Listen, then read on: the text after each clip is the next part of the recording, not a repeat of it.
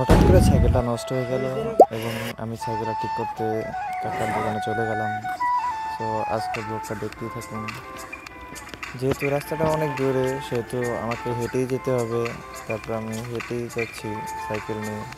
সাইকেলের সামনে চাকা নষ্ট হয়ে গেছে। কাকার দোকানে নিয়ে সাইকেলটা আমি পুরো সরিয়ে দিলাম যাতে সামনে চাকা খুলে সে কাজ করতে পারে। কাকা আসছে, কাজ করতেছে, সেই দেখতে পাচ্ছেন।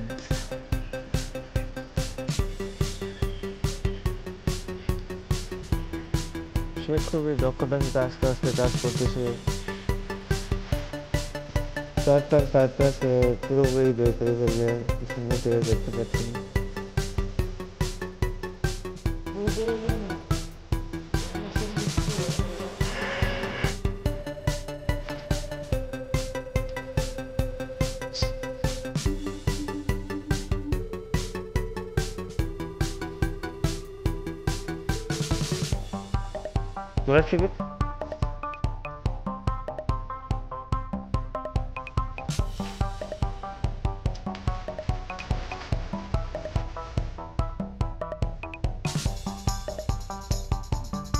King is come back. King is come back.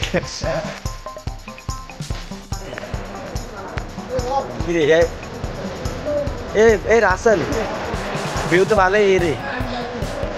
আর হুজুর ভাই ভিউ তো ভালোই আমাদের একটা